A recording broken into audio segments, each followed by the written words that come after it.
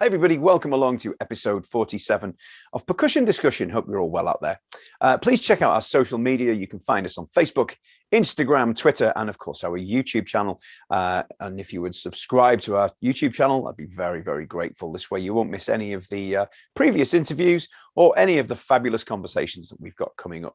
If you would rather listen on the go, then you can find all our conversations in podcast form on Spotify and Apple Podcasts. On to today's guest, a gentleman who has been playing the drums for what I can only describe as a British institution, Madness, since 1978. He's also played for Voice of the Beehive. He's had solo projects. A wonderful, wonderful drummer. It gives me huge pleasure to welcome Mr. Woodgate. It's okay. I'm here. So, in this wet, mad world of ours. Yeah. Well, I'm glad you're here as well. So it's great to see you. Now, obviously, you say about it being a mad world. We've been kind of in lockdown for what feels like 10 years, but it's been kind of 18 months of no gigging and what have you. It's hit people in the arts quite hard. How have you been? Have you managed to do anything or to keep busy? We're lucky. Well, Madness are lucky enough to have a studio of their own. It's a bugger to get to because it's in Cricklewood in London. Oh God! But for me, it's the opposite side of London. But it's good because we gathered at times when we're allowed to do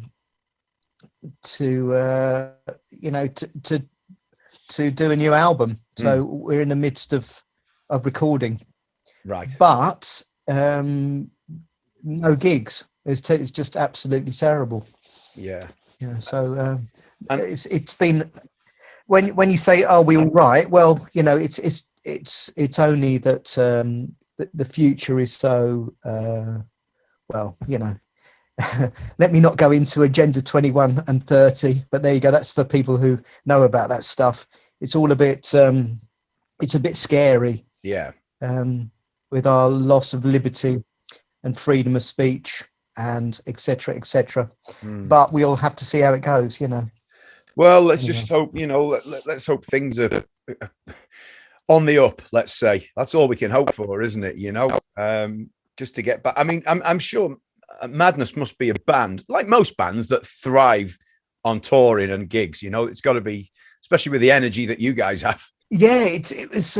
We did a live streaming gig the other day at the Palladium, and it's just weird not having an audience there. And we've got a kind of cynical, piss-taking approach to it, where we decided that we would watch ourselves play. So we sat ourselves in the audience and pretended to watch ourselves, and rubbish, But that's us. That's just us. And playing, you've really got to go into a completely different mindset of imagining what an audience would be like, and it's just never the same. No, it's never the same. Did you find it hard? And it will never be. Yeah. Did you find it hard to recreate that energy that you have without thousands of fans in front of you? Yeah, I mean, it was actually quite weird. Mike, our keyboard player, has got some sampled strings. They're just like little pads that he whacks, and we all just started playing, and he went, "Hang on, wait a minute, we're way behind. This is too slow." And we were just comfortable. And there's a certain adrenaline energy that when there's a crowd in there, it's just naturally quicker, more exciting. And I don't know, there's a certain kind of heartbeat that we all have naturally. And for me, if I sit down at a kit, I'll play, whatever my heartbeat is. If there's excitement and buzz, obviously my adrenaline's up, my excitement's up, and I will play naturally quicker. In fact, sometimes when you play a gig, you feel so comfortable, and yet it's bloody fast.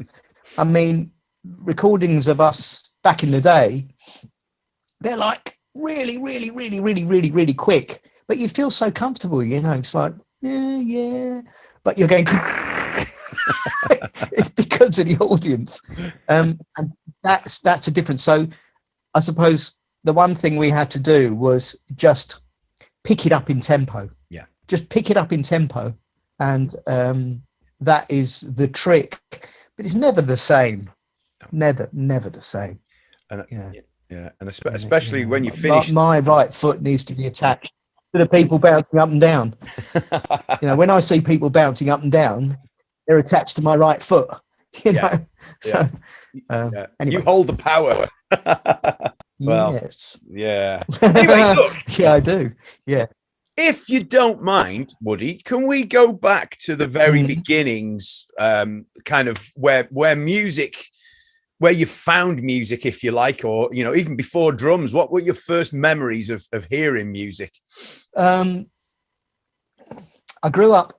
I was a 1960 baby, so pre the Beatles.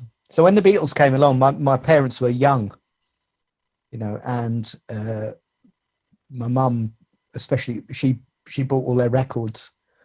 So they had the Beatles singles in the house. So I remember them at a really early age.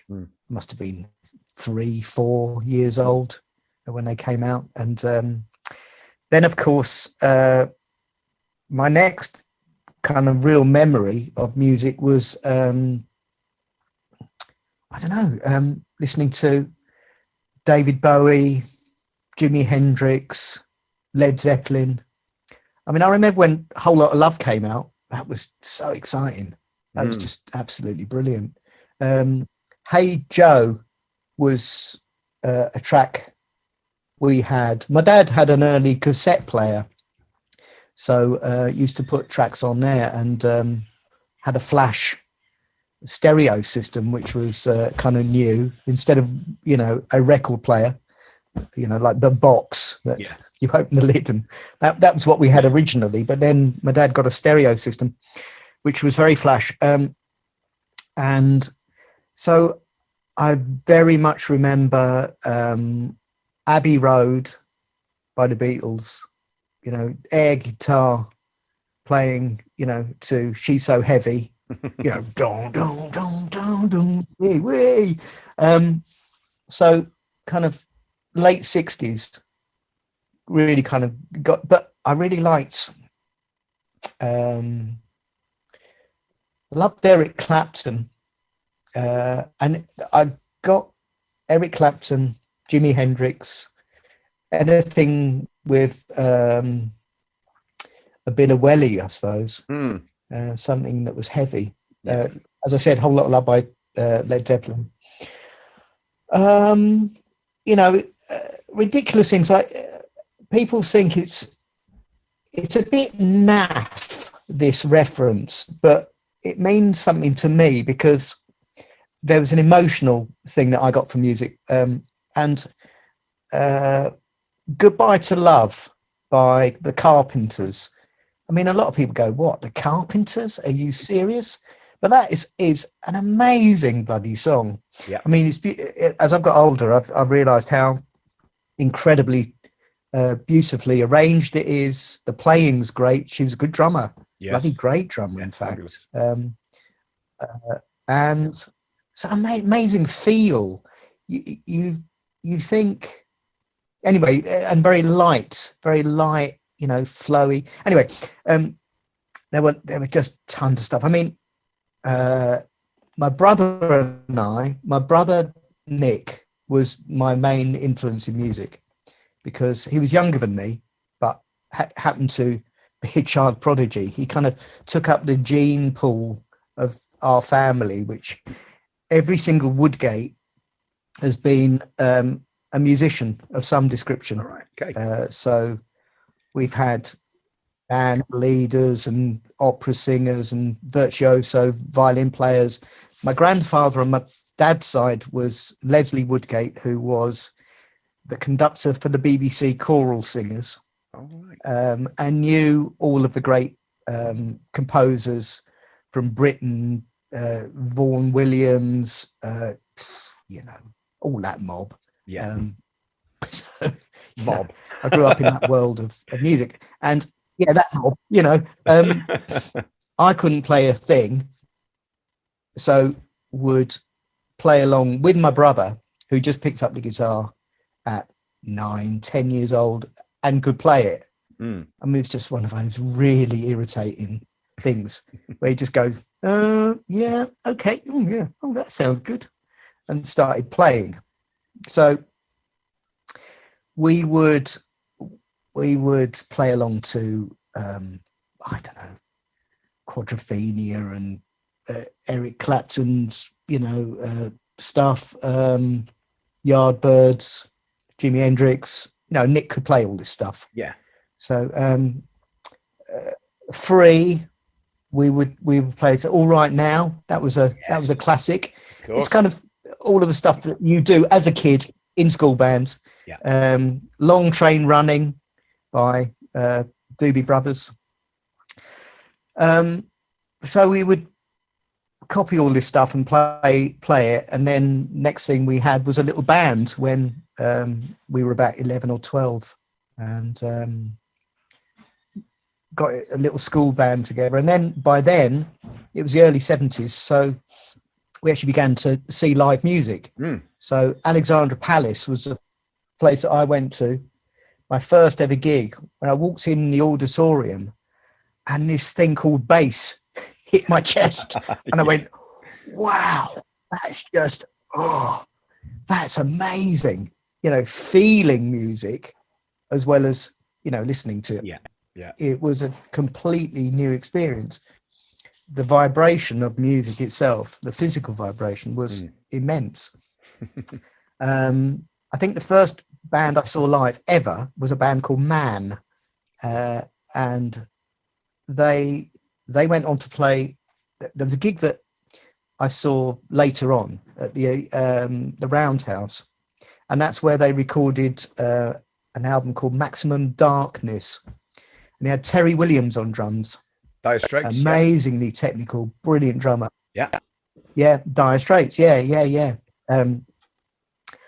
I heard a really terrible, poor sod. I heard a story that old Knopfler was so persistent. He was so, demanding of performance. He stopped to take because he could hear the drum stool squeaking or something like that. Anyway, he was a real taskmaster. Yeah. But anyway, I don't know if that's true or not because I wasn't there. But Terry Williams, bloody hell! You should check that album out. Actually, Maximum Darkness. I will. Yeah, they were a Welsh band, weren't they? Live gig. Yeah, they were. Yeah, but they were the first band I ever saw when I walked into Ali Pali, and later on in the gig, I don't know what bands were there that day. We'd probably Google it and find out. In fact, don't Google it because that's Big Brother. Try Duck Duck Go. There you go. That will protect you a bit more. So I Duck Duck Go'd. No, I didn't. That gig was amazing because I don't know if you remember a band called Nazareth. Yes. They Broken had a song Down Angel. Bad Boy. Yeah. Yeah. There you go. Then they were Scottish. So that day I didn't see an English band. No, I saw a Welsh band and a Scottish band, and they were great. But that changed my world. And of course, putting a band together with my brother, we were called Steel Erection, which was hysterical. As we saw this sign saying, "Beware, Steel Erection." It was the construction of the Westway in London. But anyway, that's another story. But we would do all these covers and stuff, and that really got me into music. But I started by playing a piano stool with a pair of sticks. Okay. And the sound was actually really good because if you remember in the 70s, everything was compressed to buggery. It really was. It was like really... And that's what my piano stool sounded like. So I fitted in perfectly to the 70s sound. It was a bit of a shock when I got a real drum kit or cobbled together a rickety old snare drum and bass drum and what have you. Because it was a bit kind of like I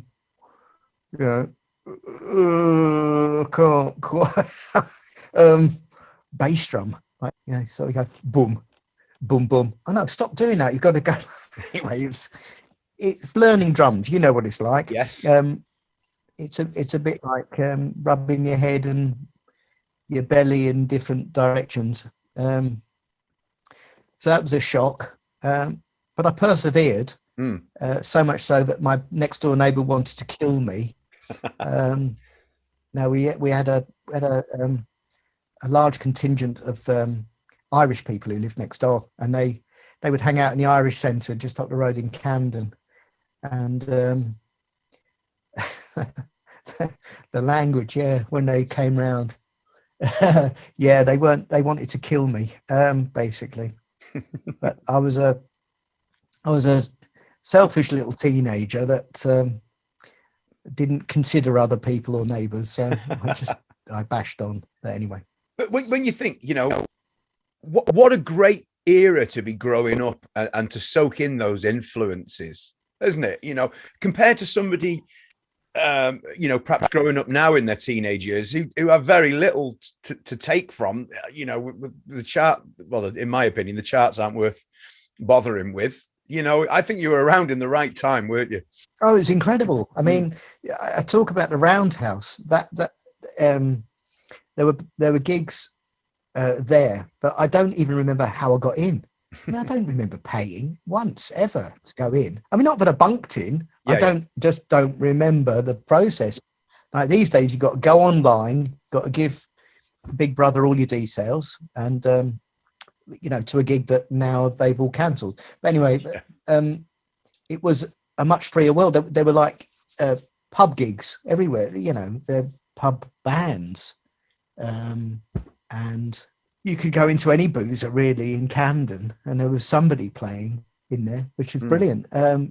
Roundhouse. I mean, real forgotten bands like Budgie, Ducks Deluxe, Bebop Deluxe, yes. Charlie. I saw Bad Company at a gig at, I think it was Olympia or Earl's Court, one of those two. Big gigs, but Charlie, Bad Company, Pretty Things. These I saw in the 70s.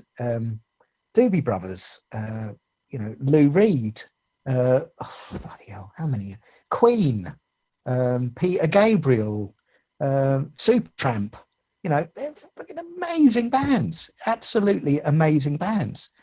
Genesis for all their sins. I mean, no, but I mean, on a serious note, if you technically, someone like Chester Thompson, who came in for Phil Collins.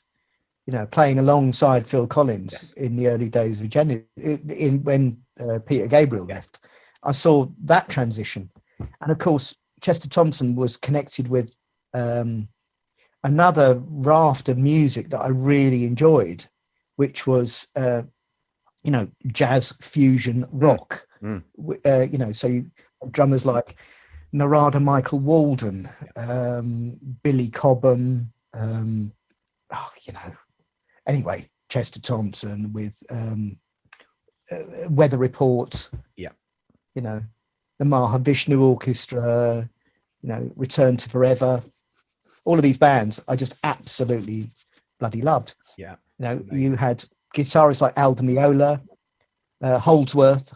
I really enjoyed Bill Bruford when he moved on to UK.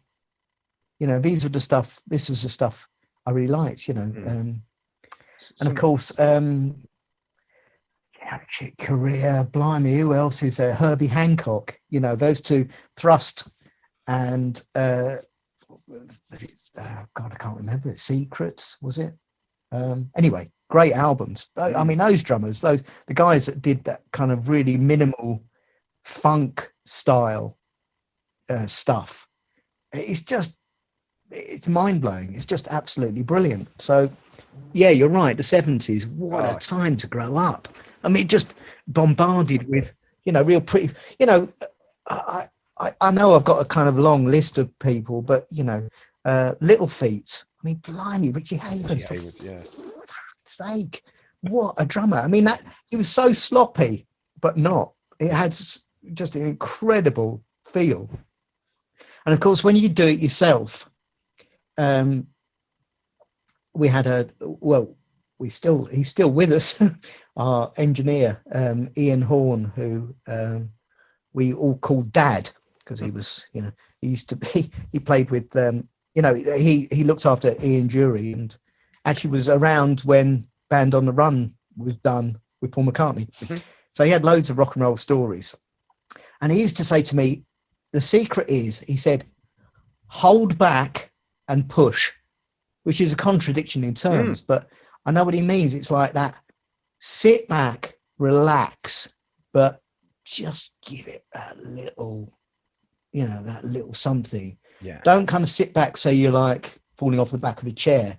Sit back and fucking really just, I don't know. So he just said, hold back and push, which is a contradiction, but I know what he means. You know, when you listen to, was it the Commodores, Easy Like Sunday Morning? Yeah. I mean, blimey, the drumming there is so slow. I mean, when I was much younger, the fact that a drummer could play so slowly with so much space was an anathema, really. It was like, wow, it's so uncomfortable. It felt so uncomfortable. But these guys that did it were so comfortable in their skin, in their own skin. You know, they could really just fucking hold back and push, you know. That's a good way of putting it. Anyway, that's my world in the 70s. Yeah. It's pretty intense, the playing on that, isn't it? On that track. I think it's super. Yeah. Yeah. No, it is superb. Yeah. These things are really are not, they're unappreciated. My cousin, or my cousin once removed, anyway, my mum's cousin, Nick Woodland was his name, and he played on the Munich machine stuff with Boney M and you know, the Marauder. Yeah, you know that Marauder, in German, Munich. Yeah. So as a teenager, my brother and I and my mum went over to visit her cousin Nick, who was, you know, happened to be in the studio doing this stuff with these, you know. And at the time, I was in all kinds of, you know, Billy Cobham and, you know, that whole kind of mad, kind of just crazy flipping, you fill every hole known to man drumming. And I went over there, and there was Keith Fossey, or Forsey, or however you pronounce his name. He went on to produce White Wedding. Oh, right, okay. With old snarly lip, I can't remember. Billy Idol. Billy Idol. Yeah. But yeah, Billy Idol. Yeah, that's the one. But Keith originally was the drummer, or one of the session men in that world. I mean, he literally went,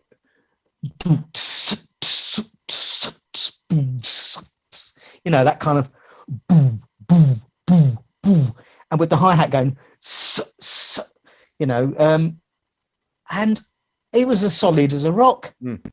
Sometimes he played to a click track, sometimes he bloody well wouldn't. I mean, he was really on it. And at the time I thought, oh, this is bloody dreadful. How can, you know, and of course, years later, you realize that that you really have to be bloody good to do that stuff. I mean, you know, to really sit on it. And when you do a little fill, it really means everything. Yeah. It's, you know, you don't, they're special. Even when you go, but, and then you're in. It was a part of my education, I suppose. You know, I mean, the greatest component, you know, the greatest person, in my opinion, who gave music space was Simon Kirke. Yes. You know, I mean, bloody hell. You know, I mean, absolutely. The master of it. He really is, isn't he? Yeah.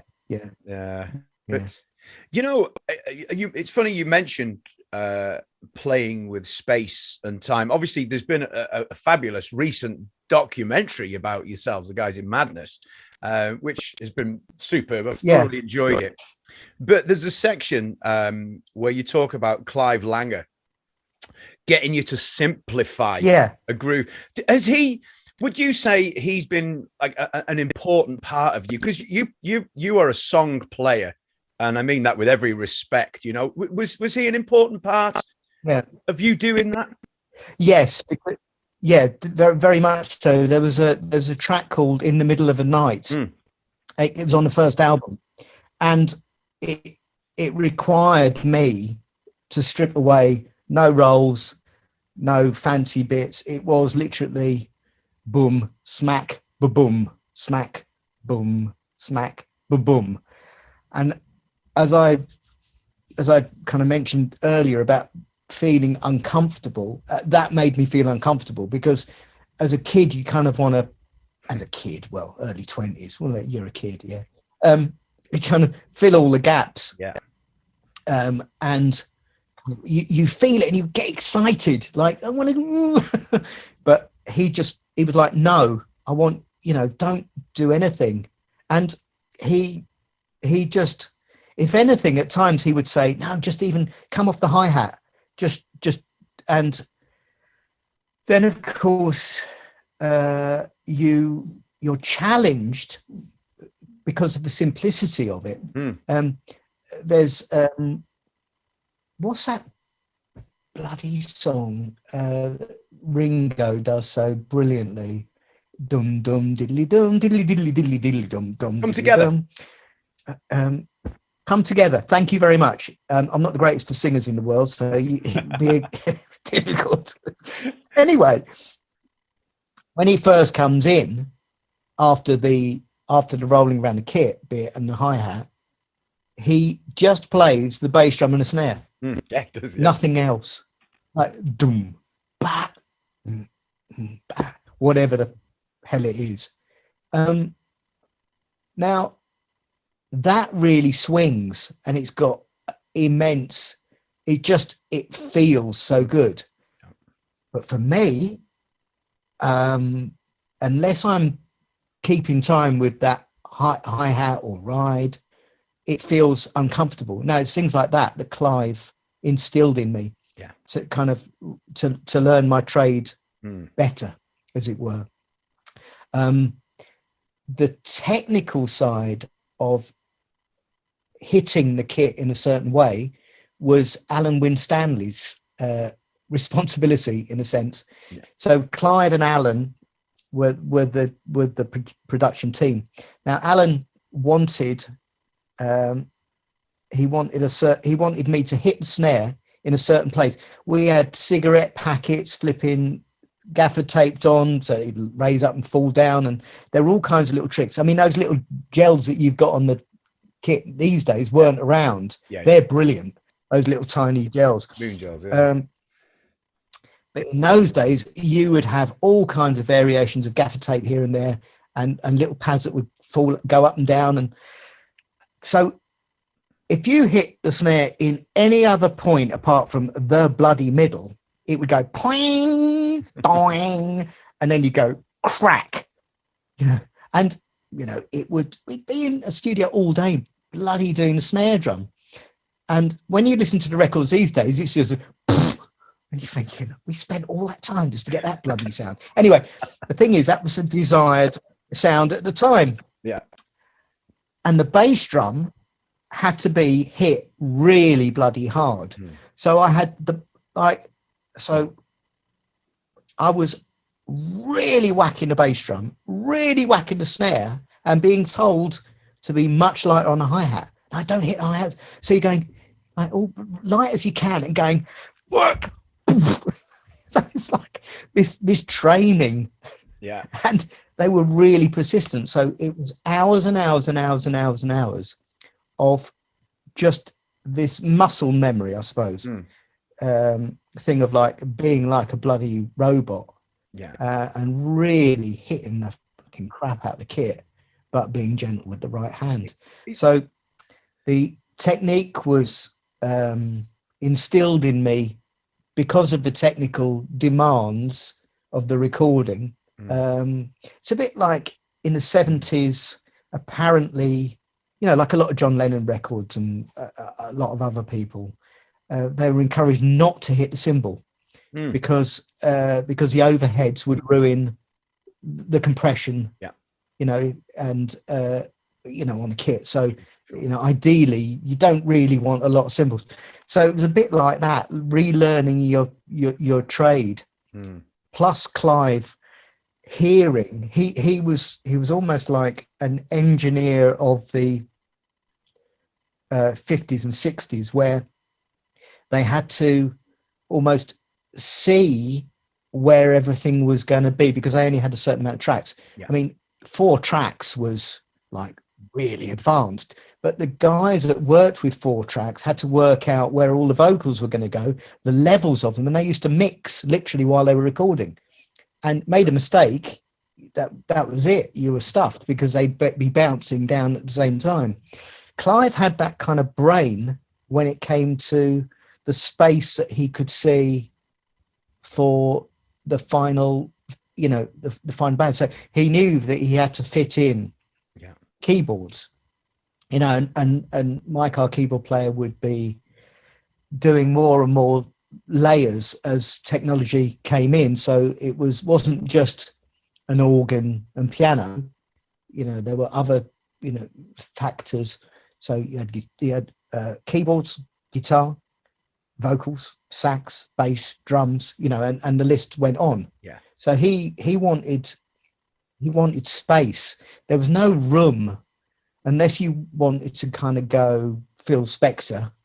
There was no room. He wanted, space, and it works because a lot of Madness songs are telling a story. You want to be engaged with the narrative at the time. So I just had to behave myself and cut out all the shit. So is that something that you still do today? You give the bass drum and snare drum some welly, but perhaps relax on the hi-hat a little bit, or live you go? I don't think about it because it's, as I said, muscle memory now. So when I hit the snare, I hit it really hard, but I don't, it's technique. It's not, I don't look like I'm going, oh, whack. It's all just over the years, you learn how to give it some clout. Absolutely. And it's just natural now. Well, but yeah, I do like a good loud snare drum. But look, I mentioned the documentary, and it's fascinating. It really is.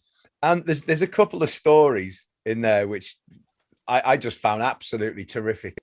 And the first one I'm going to ask you about, which, if you've seen the documentary, obviously you'll know what it is. But if you haven't, it is the first recording of the demo when you on your motorbike missed it. Oh yeah. Yeah. Well, it was. I would have to squeeze into a tiny van with the gear because it was quite a big band, and we had other guys that would help us set up. So altogether, like 6 in the band, plus a couple of our mates to help us with the equipment. So you had to kind of fit everyone in 2 vans plus the equipment, and I normally ended up kind of fitting into a space kind of big on top of the bass cabinet, and by then I'd got myself a motorbike, so I went, stuff that, I'll follow you. And at one point there was a long line of traffic, I remember, and I was I couldn't get in anywhere near them, and then all of a sudden they disappeared. I mean, it was just one of those absolutely gut-wrenching things. I mean, our keyboard player Mike still can't forgive me today. He going, how the fuck do you fucking lose 2? Anyway, but I did. And in those days, there was no mobile phones. Yeah. you know, I just followed. I didn't even think. I thought, I couldn't find Pathway Studios in the telephone book. No one had a phone. I mean, it was, when you went to a pay box, there were like literally, there were books that you could look up, yellow pages, but most of the pages had been ripped out. So it was impossible. So I went to an area where I thought the studio was, and no one knew where it was. So I had no choice but to go home. And then, they rang me and said, "You never fucking turned up, you git." It was really horrendous, really horrendous. I mean, I don't know what to say. It was just one of those nightmares. But we went in a month later, and it's funny, in the documentary, Mark is quoted, our bass player Mark is quoted as saying, "Woody seems to think that we were better a month later." Well, it wasn't my quote. It was Clive Langer's. Yeah, so there you go. it's That's not. right. It's only what Clive said. Because, So, but anyway, if they think that's the way I think, then so be it.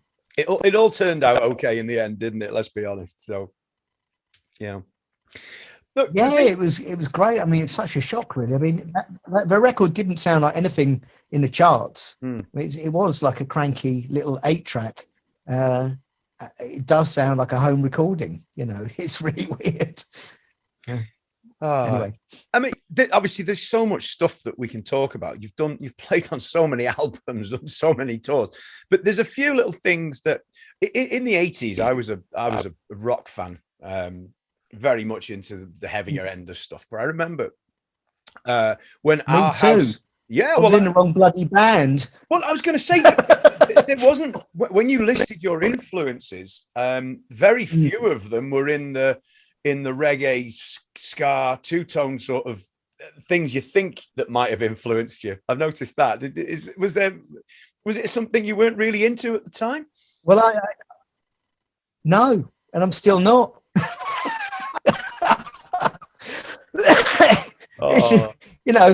I love them dearly. I love my band dearly, but it's not. I don't choose to play any of the styles of music that they're all into at home. I mean, to give them credit, that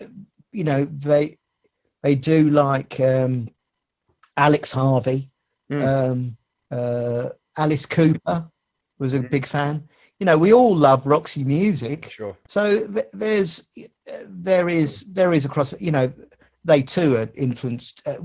They too appreciate, some of the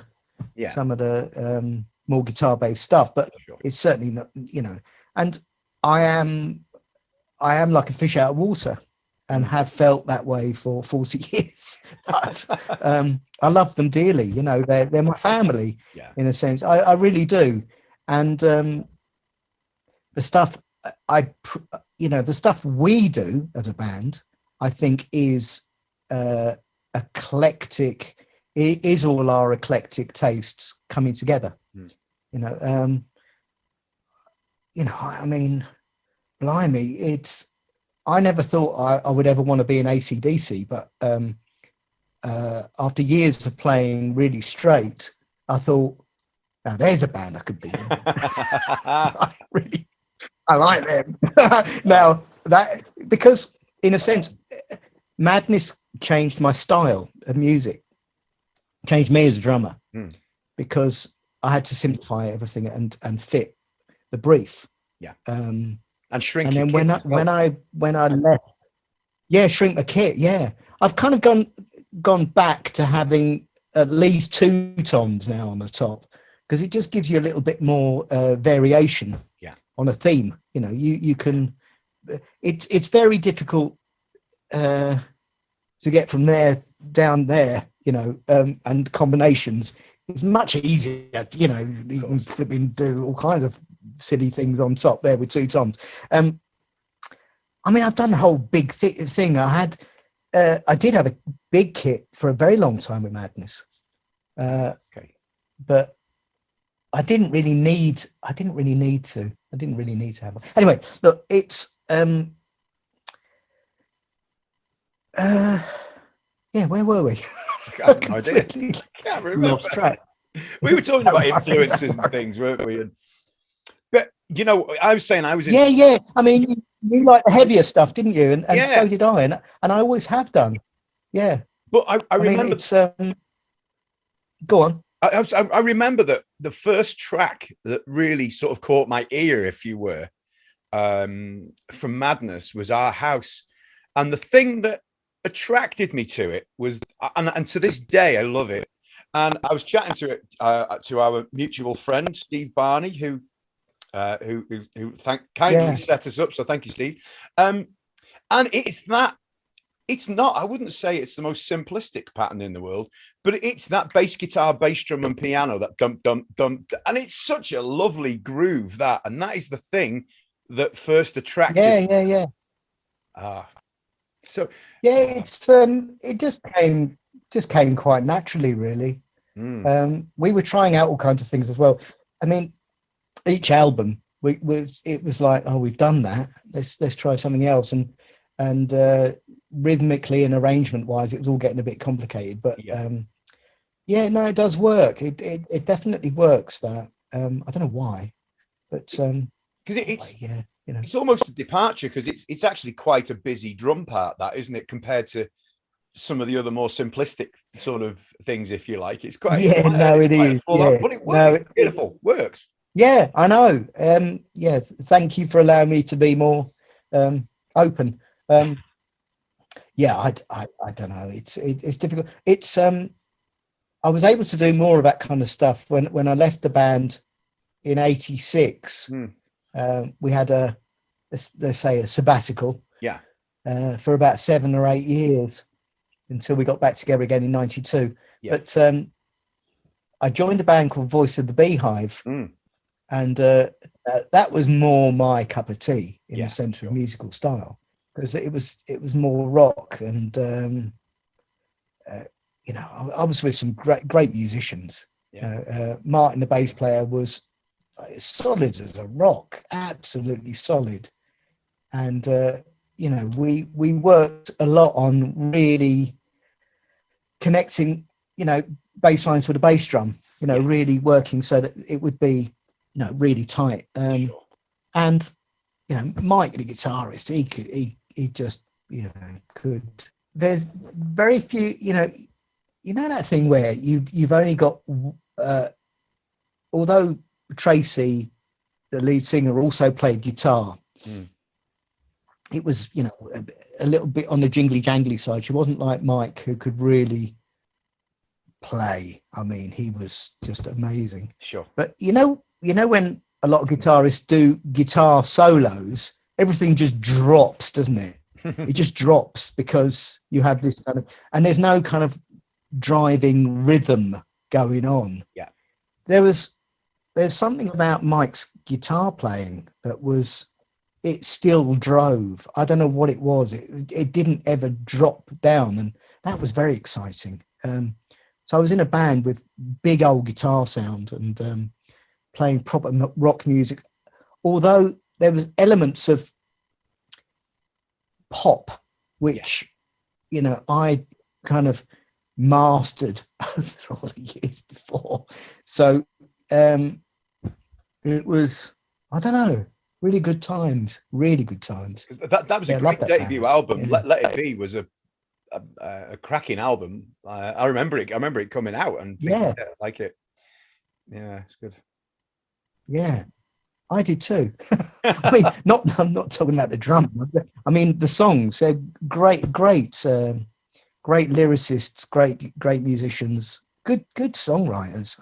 I really enjoyed it. Yeah.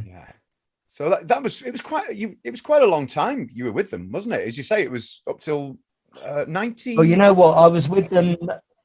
I was with them as long. I was with them for as long as I was with Madness the first time round. Really? So 79 to 86, and then from 86 to 92, I was with Voice of the Beehive. Wow. So as long or even not longer.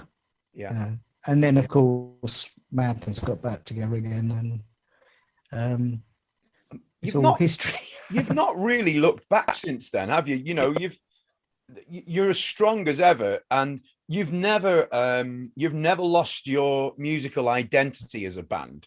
I mean, the last album in 2016, you know, you can still put it on, and it's, yeah, you know who that is. If you don't know who it is, you if you don't see who it is, you hear who it is straight away, and it's never lost its identity. Yeah. I think we've. I think it's because we continue to write and do new stuff. There was a period of time when we got back together in '92. We did about I don't know.